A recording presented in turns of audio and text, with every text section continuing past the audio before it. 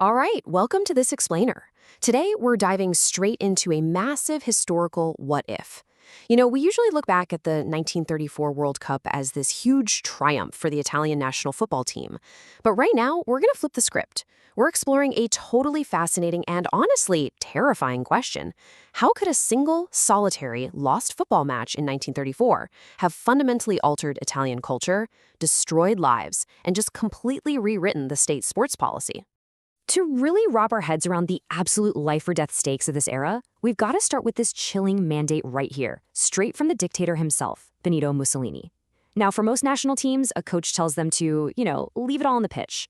But for the 1934 Italian squad, vincere o morire, win or die, was absolutely not some motivational metaphor. It was a literal looming threat hanging right over their heads. The fascist regime had tied the nation's entire image of strength and superiority directly to this tournament. So, here's the crucial point.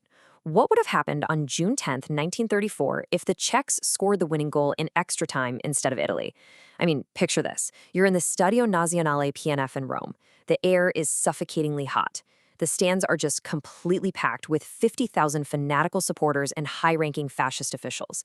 It's extra time. The score is deadlocked at 1-1. What if a sudden Czech counterattack catches the Italian defense completely flat-footed? Okay, so in our reality, Italy scores the winner. But in this dark timeline, boom, the ball hits the back of the net, the referee blows the final whistle, Czechoslovakia wins the 1934 World Cup. Just imagine the absolute deafening silence inside that stadium. 50,000 people just frozen. Nobody's crying over a lost game. They're staring down at the pitch, utterly terrified. And up in the VIP box, Mussolini doesn't yell, he doesn't throw a temper tantrum, he just silently stands up, straightens his uniform, turns his back, and walks into the shadows. And down on the grass, the players are collapsing, realizing they basically just committed high treason. Section 1. Systemic erasure and censorship.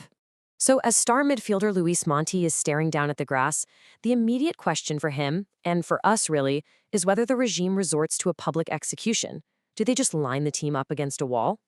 Actually, if we look at it historically, as terrifying as the regime was, the answer is probably no. Mussolini was a master of propaganda, right? Openly executing national icons on the world stage would make fascism look weak, volatile, and, honestly, incredibly petty. A totalitarian state simply cannot afford that kind of public humiliation. Because executing them shows weakness, the regime would turn to a cold, calculated erasure playbook instead. By the very next morning, this three-step strategy rolls out. First up, a total media blackout.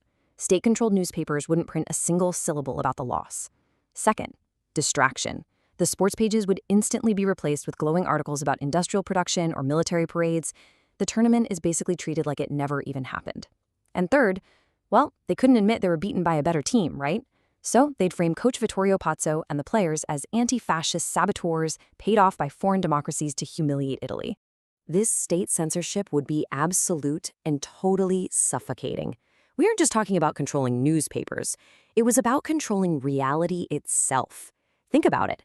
If you were a regular citizen caught just whispering about the match or the lost final in a Roman cafe, that would result in an immediate tap on the shoulder from a secret police officer. The truth would literally become a dangerous, punishable secret overnight. Section 2. The cost of losing. Listen, these players couldn't just go back to playing local club matches on the weekend. They had failed the dictator on a global stage. The human cost here would be horrific, and it would be dictated entirely by your status on the team. For the legendary figures like Coach Pazzo and star striker Giuseppe Meazza, they'd likely be quietly stripped of their honors and sent to confino, which is internal exile, to remote, impoverished villages in the south of Italy under 24-hour surveillance. No footballs, just isolation. Now for the younger players, it's even worse. Italy invaded Ethiopia just a year later. These youths would have their athletic exemptions yanked, be handed rifles, and sent straight to the brutal colonial front lines to, quote-unquote, redeem their honor. And what about foreign-born players like Luis Monti and Raimondo Orsi, who came over from Argentina? That night would trigger a frantic midnight race to the border, desperately trying to smuggle their families into Switzerland or onto a boat back to South America before the state locked down the borders. Section 3. Football's erased legacy. The ripple effects of this single game would completely rewrite the cultural fabric of Italian sports for generations. Looking at this timeline, immediately in June 1934, football is scrubbed from state papers. By 1935, Mussolini likely shuts down Serie A entirely. The regime would start viewing football as this weak sport that had fundamentally failed the fascist ideal. So state resources would aggressively pivot away from team sports, pouring into solitary, military-adjacent sports like gymnastics and shooting instead. And by the time the 1938 World Cup rolled around, a tournament Italy actually won, in real life by the way, in this timeline, Italy wouldn't have even shown up. They would have boycotted the whole thing. The cultural touchstones we know and celebrate today would simply vanish. Take the famous San Siro Stadium in Milan. In our reality, it's officially named the Giuseppe Meazza Stadium, honoring one of the greatest Italian players of all time. But in this dark timeline, that honor never happens. Meazza would be a disgraced exile. His name would be scrubbed from the history books, his legendary goals totally forgotten, and his legacy basically turned to dust by the state apparatus. Which brings us to the core realization of this whole explainer.